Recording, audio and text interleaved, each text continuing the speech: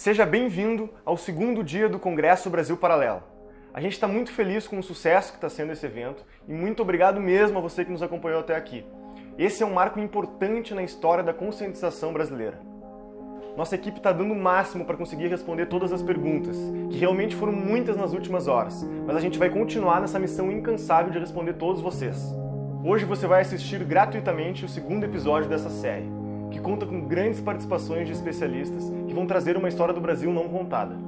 Lembrando que esse congresso, ou seja, os 5 capítulos, são 100% gratuitos e vão ser lançados de acordo com as datas que estão embaixo desse vídeo. O Brasil Paralelo é uma iniciativa que utiliza 100% do dinheiro privado. Não aceitamos dinheiro público nem de nenhuma lei de incentivo. Para você que quer ajudar a nossa causa, nós criamos um pacote Fundador Conselheiro. Para todos aqueles que querem aprofundar ainda mais esse conhecimento com um conteúdo extra e participar ativamente na fundação da empresa Brasil Paralelo. Caso contrário, aproveite o nosso congresso gratuitamente. Ele foi feito com muito carinho para você. Fique agora com o segundo capítulo dessa série e até breve.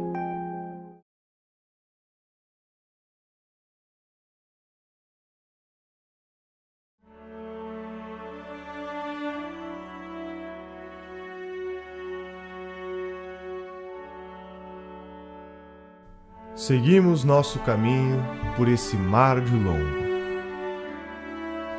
Até que terça-feira das oitavas de Páscoa, que foram 21 dias de abril, topamos alguns sinais de terra. O capitão pôs o nome de A Terra de Vera Cruz.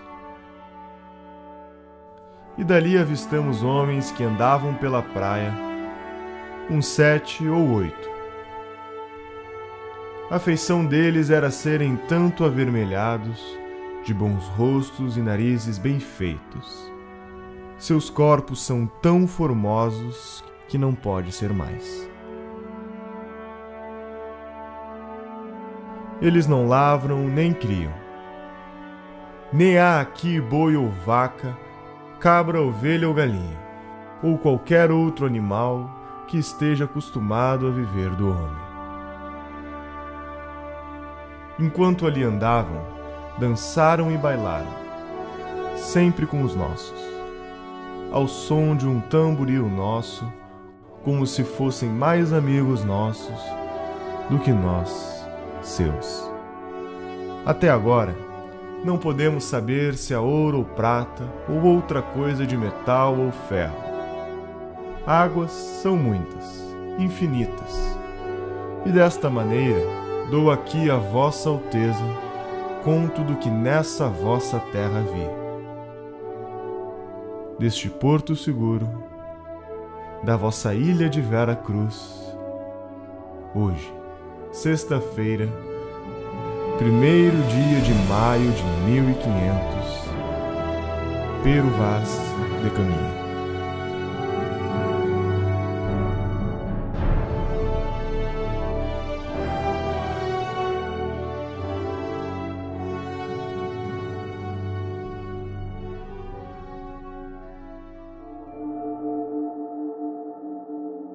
História é um lugar para pessoas sérias que querem investigar os temas, não querem agradar partidos.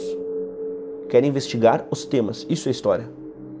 História não é exercício de simpatia. O historiador, já ensinou Leopold von Ranke, ele deve ser emocionalmente frio. Ele deve olhar a fonte e tratá-la com respeito. Mark Bloch vai dizer, a fonte deve ser interrogada. Encha de perguntas aquele documento, porque não é só no documento que está a história. Ele precisa de perguntas, ele precisa de interpretação. Só que toda interpretação tem um limite. Nós não podemos fazer, como acusou Gilberto Freire, como Marx, que interpretou demais, filtrou demais, foi parcial demais, e com isso fez uma produção que Paul Johnson e o próprio Gilberto Freire citado vão dizer que em muitos momentos é muito mais literatura do que produção sociológica ou filosófica. Há sempre a força do instante. A nossa vida, ela é formada por instantes definitivos até o instante final, que é o instante da morte. E no Brasil, os instantes políticos, os grandes instantes políticos, eles são discutidos de modo muito escasso e, na maior parte das vezes, para garantir interesses interpretativos e não um interesse genuíno com as fontes de investigação de leitura do passado. Não é para construir um novo Brasil, construir uma história de um Brasil perfeito. Não, mas é para discutir a história do Brasil tal qual ela foi. A gente pode pensar assim, além da gente se conhecer nos detalhes, é melhor para isso, melhor para aquilo, não funciona bem nisso, o clima é tal, até o clima influencia na gente, é importante pensar nos valores universais, sim. Na conversa com os homens de todos os tempos e de todos os lugares. Afinal, existem muito mais pessoas mortas do que vivas. Então, a gente aprender com a humanidade é ouvir os mortos. São estes momentos que formam a nacionalidade. O que é o senso da nacionalidade? É a memória dos grandes feitos realizados em comum, onde todo o povo sente que está participando. É isso que é, vamos dizer, a identidade nacional. Agora, o nacionalismo brasileiro é assim, sempre foi um nacionalismo, primeiro, geográfico e não histórico. Hegel já dizia, a América Latina não tem história, só tem geografia. Então, é um nacionalismo idiota, feito de orgulho do território, como se nós tivéssemos feito o território.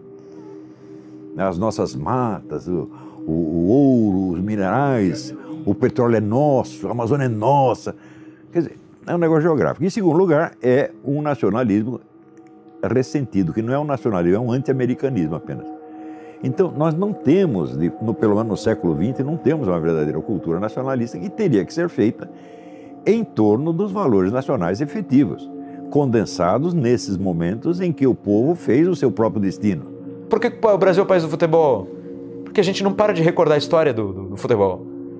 A gente está sempre lembrando das Copas, sobretudo a Copa de 70 com Pelé, a gente lembra dos outros, e sempre os nomes circulam, os nomes deles, né? Eu sou de Santos, em Santos tem estátua do Pelé, lá perto da minha casa. Como a gente lembra da história do futebol, cada um torce para um clube, você torce para um time. Você vai memorizar o título dele, o que ele fez no ano tal, quem foram os grandes jogadores. É assim que faz, você vai ter orgulho disso. Não é? Você vai ter que querer o quê? Manter um padrão de antigamente. Não, nós já fomos campeões disso. Te dá um orgulho, uma autoestima, você quer manter aquele padrão. Cadê? O da inteligência, o da moral, o da política, o do heroísmo, o da guerra. Assumiram com todos. Tem o que? O Olga Benário. Fazem filme de Olga Benário. Uma militante comunista, soviética, treinada na Rússia para matar brasileiro aqui, para implantar comunismo. É isso que fazem filme, 2004, se não me engano. A falta de heróis está tão grande assim, a falta de modelos, a falta de arquétipos, de paradigmas? Não está tão grande. Brasil Colônia. Esse processo durou da metade do século XVI até a primeira metade do século XIX, tendo variações geográficas ao longo desses quase 3 séculos de existência.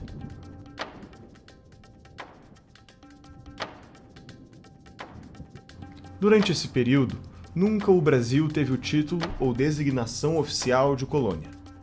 Durante o processo de colonização, o Brasil teve apenas 2 designações oficiais: Estado do Brasil e Reino do Brasil. Por que o termo Brasil Colônia é utilizado até hoje com uma conotação de mera exploração? Se o Brasil foi uma colônia, por que ela era mais rica do que os Estados Unidos em seu período colonial? A quem devemos o legado de fundador do Brasil? Qual era o plano? O que deu errado? Entrando nessa ideia do Brasil colonial, abarcando o Brasil colonial, é fundamental, antes de discutirmos se o Brasil foi ou não uma colônia, analisarmos algumas coisas no seu sentido mais pluralizado. Exemplo: índios e não índio. Pegar, por exemplo, um Guarani, um Tupinambá e um Tupi é falar de índios diferentes. Ou seja, há um conjunto cosmológico singular em cada uma dessas culturas. Chega o elemento português aqui. O elemento português apresenta objetos de área comum. Uma fé, uma forma de organização de espaço urbano, apresenta conceitos que hoje nós já nascemos com eles prontos e que nós sabemos o valor que eles têm. Exemplo, vida privada, cotidiano. E eles vão apresentando esses elementos e vão dando uma cara de unidade. E essa cara de unidade, essa consolidação, é que vai possibilitar uma discussão se o Brasil foi ou não uma colônia, já que nós vamos encontrar um processo civilizatório ocorrendo no Brasil, e não apenas uma colônia per si em que a exploração ocorre. O pessoal às vezes fala sobre a extração do ouro e reclama do tempo em que você pagava 1/5 do ouro explorado para a coroa portuguesa. Quem dera se hoje eu pudesse pagar 1/5 de impostos. Não é verdade? Eu pago muito mais e não pago por uma coroa e não recebo em volta. Se o Brasil era uma colônia, por que éramos uma colônia mais rica, por exemplo, do que os Estados Unidos na sua fase colonial? Quais são os méritos do processo português no Brasil, já que nós tantas vezes não os discutimos e nós não vemos esse tipo de discussão? Quais são esses méritos? E por que a história do Brasil é explicada sempre a partir apenas dos ciclos econômicos? Então, se a ideia é falar de um Brasil português, ela pelo menos me soa sempre melhor. A história do Brasil é riquíssima, né? Nós normalmente perdemos de vista, infelizmente, a substância da forma como, vamos dizer assim, o elemento essencial de como a educação no Brasil ela foi, vamos dizer, praticada desde o período da fundação do Brasil. Quer dizer, o período colonial foi um período em que, claro, nós não tivemos uma pulverização da educação. Os processos pedagógicos, eles ainda eram muito restritos, né, a certos nichos, a certos grupos. Mas, nesses grupos, nesses nichos, nós tínhamos ali verdadeira educação. E é difícil discutir esses temas. Por quê? Porque ainda há, no nosso tempo, uma imagem muito ruim construída sobre as mais variadas justificativas de nossa tradição. Dom João VI continua sendo associado a um gordo, corno, comedor de coxinhas. E até onde isso vai? O pessoal adora, dentro da historiografia, dizer que tal contexto foi bom ou ruim para o indígena, mas olhando sob o viés contemporâneo, sob as células oculares de nosso contemporâneo. Mas vamos nos remeter lá ao século XVI. Vocês já pararam para pensar que, para o indígena, aqueles espelhos representavam uma coisa excelente? E que o pau-brasil para eles era uma coisa banal? E de que, nesse sentido, eles escolheram aquilo. Eles também tinham uma autonomia humana. Brasil Imperial é um período da história brasileira entre 7 de setembro de 1822, a independência do Brasil, e 15 de novembro de 1889, a proclamação da República. Neste período, o Brasil foi governado por 2 monarcas, Dom Pedro I e Dom Pedro II. Como realmente foi a fundação do Brasil? Durante esse processo, muita coisa aconteceu. Uma versão da história é conhecida, a outra, nem tanto. A questão do José Bonifácio apareceu para mim, sobretudo quando eu estava querendo saber a respeito da nossa fundação, quem era o nosso fundador. Aqui no Brasil, nós tínhamos aquela ideia de que um português da família real, montado num jumento, na verdade era uma mula, né? Numa mula, com caganeira, gritou independência ou morte. E quando as pessoas me contavam sobre suas independências nos outros países e perguntavam da minha, eu percebia, eu não posso falar a minha história, não, isso não faz sentido. Não... Quando, em 1808, a família real vem para o Brasil, nós começamos ali a ter certas bases fundantes. E o que são essas bases fundantes? São, dentre outras coisas, elementos que toda nação tem e que o Brasil não tinha. A questão da imprensa, por exemplo, a questão de um exército organizado, um exército próprio, enfim. Dom João VI traz para o Brasil valores, ainda como príncipe regente de Portugal, que o Brasil não tinha. Então vira um país. Daí ele cria o Banco do Brasil, cria os portos, o ensino superior, etc. Toda a infraestrutura brasileira foi Dom João VI começou. Embora eu não concorde com a tese de que a família real era inculta, não concordo com nada disso. A biblioteca transportada por Dom João VI foi imensa. O amor dele por música, por pintura. O cara era culto, não é o imbecil que comia coxinha. Ocorre uma revolução em Portugal, a Revolução do Porto.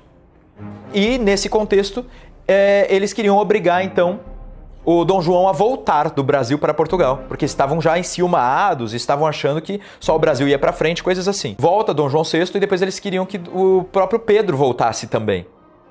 E aí o José Bonifácio diz não, ele acha que se o Dom Pedro voltar, o Brasil, ele não tinha essa comunicação de hoje, nem estradas, nem internet, nem correios. O Rio de Janeiro se transformou em centro das províncias quando veio Dom João VI. Antes disso, cada província era um universo diferente.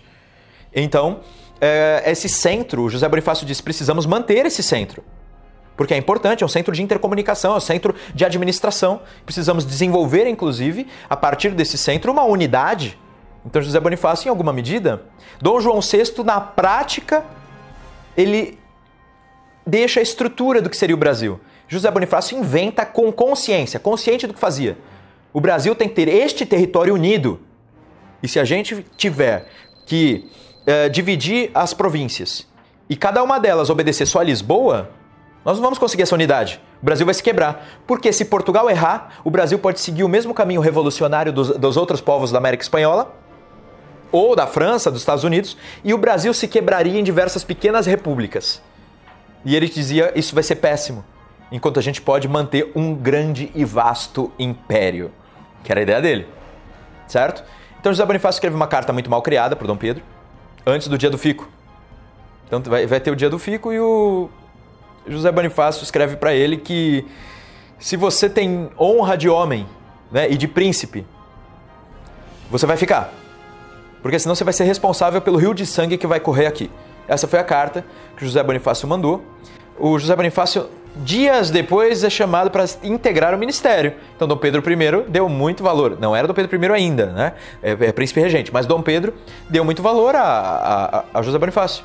José Bonifácio integra o ministério. A partir daí, ele manda Dom Pedro viajar pelas províncias. A ideia era viaje de província por província, porque o brasileiro tem esse valor ao símbolo do imperador, do rei. É que o José Bonifácio que cria o termo império, ele muda isso. O Portugal estava acostumado a falar em rei e reino. Então, ele fala, para a gente fundar esse império, eu preciso da unidade. Para fixar a unidade, eu preciso de um centro de força e união. O centro é o Rio de Janeiro, e a pessoa que simboliza esse centro é Pedro. Pedro, viaje para as províncias e conquiste o povo. Pedro era carismático. Coloca o Dom Pedro como, digamos, o símbolo de união. Foi o José Bonifácio. E como é que eu tenho certeza disso? Porque ele fundou uma sociedade paramaçônica para enfrentar a maçonaria. Ele sabia muito de sociedade secreta. Ele fundou uma sociedade secreta chamada a Nobre Ordem dos Cavaleiros da Santa Cruz. Santa Cruz, um dos nomes antigos do Brasil. Na sociedade secreta dele tinha uma das lojas, né, que ele não chamava de loja, chamava de palestra, chamava-se Independência ou Morte, muito antes do grito. Ele inventou o termo. Ele coloca Dom Pedro de Arconte-Rei, que era o cargo mais alto, que é quase o imperador. E ele, logo em seguida, que quando o Brasil, primeiro império, Dom Pedro I, qual é o primeiro-ministro? José Bonifácio. Toda a estrutura ele criou na sociedade secreta dele. Enquanto estavam discutindo se ia ser república, se ia manter o príncipe dele, já tinha montado tudo. E aí, por isso que ele é o fundador do Brasil, tá entendendo? O que é o projeto antigo que herda desde Dom Henrique, que era o príncipe das grandes navegações, dos Joões anteriores a Dom João VI, tudo o que ele faz? Não, Portugal, o grande império, o ideal de grande império, o ideal de civilização cristã, certo? O ideal de ser maior que os gregos, que é o ideal de Camões. Ele diz Portugal superou os gregos. Aquilo que cantavam os gregos fica pequeno se a gente fala das grandes navegações de Portugal. Esse é o ideal. José Bonifácio traz para o Brasil. Então vamos defender, Cavaleiros da Santa Cruz. Vamos defender essa coisa gigante. O último discurso dele em Portugal foi que terras para o grande e vasto império, para a gente fazer uma nova civilização. Onde a gente tenha o assento com 2 S, claro, a gente tenha o assento para as ciências, as letras e as artes. A gente até fica emocionado de pensar no que o Brasil se transformou, tendo uma fundação, um fundador desse e um ideal de fundação desse. O Brasil era isso tudo.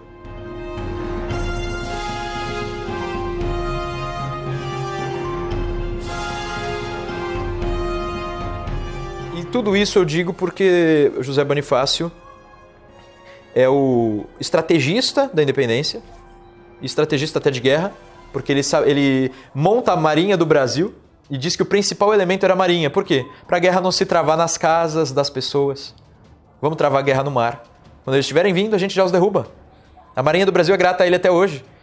Então, assim, ele tem a visão total, estratégia de guerra, estratégia de integração nacional por meio do símbolo unificador, a estratégia do Centro de Força e União, que é local também, no Rio de Janeiro, a estratégia diplomática, ele nomeia pessoas especiais para ir para a Inglaterra, para a França, para a Argentina, que não era ainda a Argentina que a gente começa, era a Confederação da Plata e uma série de coisas, para os Estados Unidos, dando ordens, faça isso, faça aquilo, faça aquilo, faça aquilo.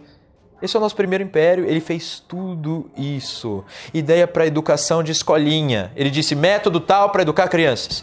Universidade vai ser fundada em São Paulo com essas e essas bases, cursos tais e tais. Tá? Como tratar os franceses? Ah, a gente faz isso e cria um ciúme com os ingleses. Se eles não obedecerem, a gente vai para os ingleses. Se eles não gostarem, a gente fala que a gente se une com os argentinos e mata todos eles. E coisa assim. Ideal de integração americana, que fala, não sei o que a esquerda pega, Foro de São Paulo, tem nada a ver, ele inventou. Com outros objetivos, com outras funções, com aproveitamento evidentemente comercial, mas sobretudo de autodefesa. Não vamos deixar a Europa mandar aqui. Brasil República. A República no Brasil surge principalmente a partir de 3 questões. A primeira está relacionada à forma com que o abolicionismo foi feito. Naquela época, os escravos eram tidos como propriedade. E como toda propriedade, tinha um valor de mercado. O abolicionismo foi feito de tal forma que os proprietários não receberam nenhum ressarcimento para abrirem mão de seus escravos. Isso fez com que o império perdesse o apoio dessa classe. A segunda questão está relacionada ao exército. O exército lutou na Guerra do Paraguai por um tempo excessivo. Existia um desprestígio em relação à marinha, pois o império privilegiava e premiava a marinha enquanto o exército estava morrendo na Guerra do Paraguai. Isso fez com que Dom Pedro perdesse o apoio do exército também. A terceira questão foi religiosa.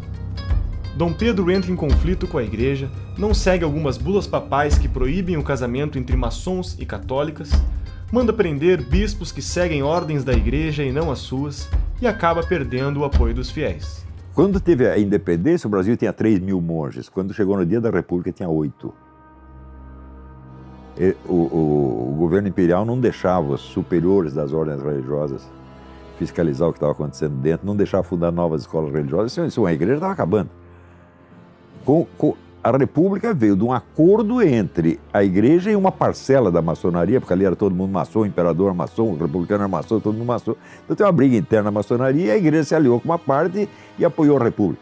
Quando a República é instaurada, que é um golpe em cima da monarquia, a monarquia já tinha construído esse argumento. A República simplesmente aprofunda e leva isso a uma estratosfera. De modo que, desde o momento em que a República, de fato, configurou-se como tal, em 1889, a República nunca permitiu, efetivamente, que o Brasil tivesse alguma identidade cultural. E mais, cunha uma ideia de que o Brasil é o país do futuro. Porque quando você deslegitima a cultura de um povo, aquela cultura pode ser fabricada, ela pode ser construída artificialmente por determinação estatal. Então, toda a trajetória da República Brasileira é a trajetória, entre outras coisas, da construção de uma identidade nacional a partir da esfera do Estado. A unidade, a concentração do poder substitui o senso de identidade nacional, meu Deus do céu. Quer dizer, se não existe uma unidade de sentimento no povo, alguém tem que criar uma unidade artificial e impor. Você esquece tudo que o Brasil foi, toda a sua herança intelectual, a sua herança espiritual, a sua história e coloca outra. Aí você vai colocando a história de um movimento internacional. Pode ser um movimento comunista, mas isso pode acontecer, porque é o que a Olga Benário é parte do movimento comunista. Agora, não é só contra o comunismo que temos que nos aprender a nos defender. Qualquer outra coisa que queira tomar o lugar da verdade, o lugar da história, das nossas características próprias, da nossa voz, do nosso modo de ser no mundo. Qual é o modo de ser brasileiro no mundo? Você dificilmente encontra no Brasil algum político ou estadista que tenha uma visão integral do Brasil. Geralmente a visão é paroquial, ele vê um pedacinho que é a classe dele, o grupo dele. Como pessoa da esquerda, ele só vê o seu próprio umbigo, né? Ninguém procura captar o Brasil inteiro, né? para isso, evidentemente, você não precisa ter viajado o Brasil inteiro. Um pouco de imaginação basta, um pouco de estudo basta, para você entender como é que a pessoa sente. Né? Você vê, por exemplo, você vai no Rio Grande, o Rio Grande tem uma certa consciência histórica. Sabe por que eles têm a consciência histórica? Porque a sua história foi condensada numa grande narrativa épica que é do Érico Veríssimo, O Tempo e o Vento. Então, você não é obra de história, é uma obra de ficção, mas é a epopeia do Rio Grande. Todo gaúcho leu isso e ele tem isso na memória. Então, você vê, até eu, quando ia no Rio Grande, eu ouvia os caras cantando no Rio Grande, eu mesmo me emocionava, porque eu me sentia participando da história. Agora, tem isso em São Paulo? Tem isso no Rio? Já não tem mais. O Rio tinha, acabou. Hã? Estado nenhum tem esse senso de unidade histórica. Nem em Minas Gerais você encontra muito isso mais. Sobrou só no Rio Grande. Não, a República foi uma palhaçada, desde o início. Ó, você vai lá no Rio de Janeiro, você olha o Paço Imperial, que é onde morava o imperador, e depois você vai olhar o Palácio do Catete. O Paço Imperial, o que é? Uma velha casa de fazenda, onde o imperador morava com toda a modéstia, sem gastar dinheiro público. Fizeram a República, daí os generais, não, vamos comprar um palácio, vamos ser os gostosões. Começaram a gastar dinheiro público, começou a corrupção desgraçada, que no Império não tinha. Tá certo? E o Brasil caminhou de golpe em golpe, de revolução em revolução, e nunca mais estabilizou, não teve 5 anos seguidos de democracia e de ordem, meu Deus do céu. Então você quer saber o que foi a República? Uma bela porcaria. É? E essa outra fase começa com militares no poder. A gente fala de ditadura militar a partir de 64. A gente começa com uma república que é conhecida como República da Espada, do Deodoro, Marechal Deodoro da Fonseca, e o seguinte, Marechal Floriano Peixoto. A gente tem uma República da Espada porque é a República do Exército, é uma ditadura positivista. Nossos 2 primeiros presidentes foram ditadores militares, digamos assim. Então, a Constituição foi feita em 1891, a Constituição já foi desrespeitada pelo 2º presidente da República. A revolta da Armada, a Marinha, lembra que eu disse que o Exército que era republicano, mas a Marinha adorava o Império. Aí a Marinha, vez ou outra, colocava navios de guerra na frente do Rio de Janeiro, dizendo, vou bombardear tudo se você não fizer tal coisa. Aí a revolta da Armada, a famosa revolta da Armada. Começa assim a história da República. E dizem que não teve guerra civil no primeiro momento, mas aí depois tem revolta da Armada, depois tem Canudos, depois tem um monte de coisa. O Brasil precisa formar e reconhecer pessoas capacitadas, e esse reconhecimento de pessoas capacitadas nas diferentes áreas é que vai possibilitar que pessoas cresçam. E a política, nesse apanhamento historiográfico de um século XX, em que sai uma coroa, sai uma trindade, entra outra bandeira, outro hino, outro símbolo constitucional. Sai esses símbolos constitucionais, entra Vargas, carregando, no seu período, outros símbolos nacionais. Quando nós voltamos à ideia de Deus presente na Constituição, que não é mais o Deus da trindade. É o Deus laico. É o Deus que abre um conjunto de possibilidades em que até Vargas ou Lula podem ser o Messias. Sai Vargas, uma Brasília surge. E estou fazendo tudo isso assim, de forma acelerada. Sai Brasília, no sentido de apresentação simbólica, nós temos 64. Sai 64, nós temos um novo Brasil para muitos. O novo processo de independência ocorreu em 88. Sai 88, 2002. Eis o momento de libertação do povo. Não, a libertação do povo aqui já aconteceu. Já aconteceu há muito tempo. Então esse processo de mudanças simbólicas, esses vácuos, germina a existência de todo tipo de tirania. Deixa ali, as sementes estão bem postas. E isso até hoje. O Brasil é uma aberração total. Brasília matou o Brasil. Né? Eu considero o Juscelino Kubitschek uma das maiores bestas quadradas que já houve na história do Brasil. Porque o Rio de Janeiro, ele era a síntese do Brasil. Né? Se você pegar, por exemplo, a literatura brasileira, ela é toda feita de sujeito que saiu do Amazonas, do Ceará, do Rio Grande, aí foi parar no Rio. E aí no Rio você tinha o diálogo entre as várias culturas do Brasil. Né? Agora mudou para Brasília, criaram lá um tipo de arquitetura que torna uma manifestação popular quase impossível, porque está longe, e os edifícios são dispostos de tal maneira que o povo não tem sequer acesso. Vocês viram isso em março de 2015, não é isso? Agora, se o governo estivesse no Palácio do Catete, ele caía em 24 horas. Tá entendendo? Então criaram uma capital para ser uma ditadura. Existe um livro feito por 2 arquitetos soviéticos, cujo nome não me ocorre agora, são 2 nomes complicados, que chama Cidade Comunista Ideal. É o modelo de Brasília. E foi isso que eles fizeram lá. Quer dizer, você chama um negro comunista para fazer a capital do país. Ele vai fazer o quê? Uma arquitetura comunista, evidentemente. É um falso símbolo nacional. Brasília não condensa nada da nacionalidade. Você vê ali algum sinal da velha arquitetura brasileira? O grande arquiteto que condensa a arte da arquitetura brasileira é o Zanini, não o Niemeyer. O Zanini trabalha com material nacional, aliás, só lida com matérias-primas do local, tá certo? Então, quer dizer, este é o arquiteto que personifica o Brasil. Claro, existem outros, evidentemente, né? Eu gosto muito do Marcos de Vasconcelos, tem vários arquitetos notáveis, mas o Niemeyer não é um deles, né?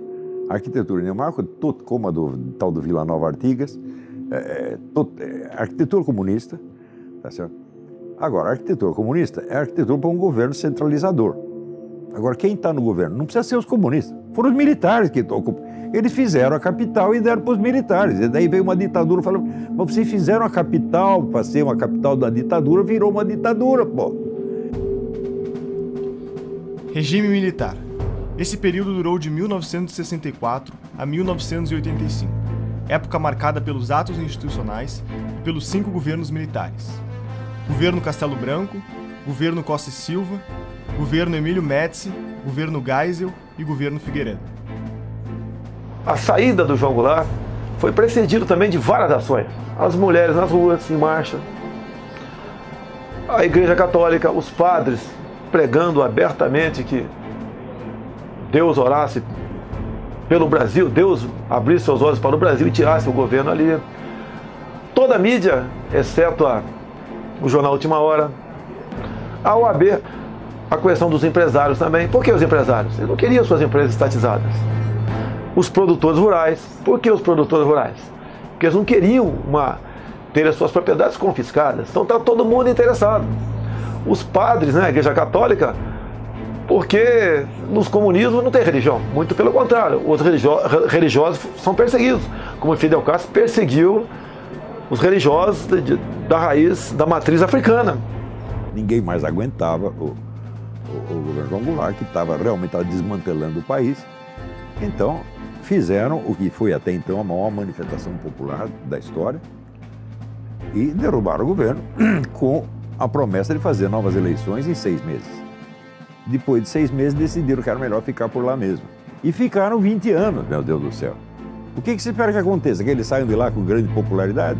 Até que saíram, tiveram popularidade, até o governo Médici, o presidente Médici, do qual se fala tão mal, ele, na última semana de governo, ele tinha 82% de popularidade. Depois, com o Geisel e Figueiredo, a coisa foi caindo. Quando eles saíram, não tinha popularidade nenhuma. Está todo mundo por aqui com eles. E olha, tem um ditado que diz que o hóspede não deve ficar na casa mais de 3 dias, porque no 4º dia já começa a encher a paciência. Os militares cometeram esse grande erro, disseram, nós vamos ali resolver o problema e vamos para casa. Ficaram lá 20 anos, meu Deus do céu. Aquilo poderia ter marcado a nossa história para sempre. Bastava que eles cumprissem o que prometeram ao povo. O Brasil tem um risco. O que é o risco Brasil? Nós temos uma Constituição extremamente interventora, extremamente forte, em que o Estado manda sempre, manda em tudo. Se elegermos um socialista ou um comunista em cima dessa Constituição, você tem facilmente um Estado totalitário. Porque juridicamente ele já tem o poder para criar o Estado totalitário.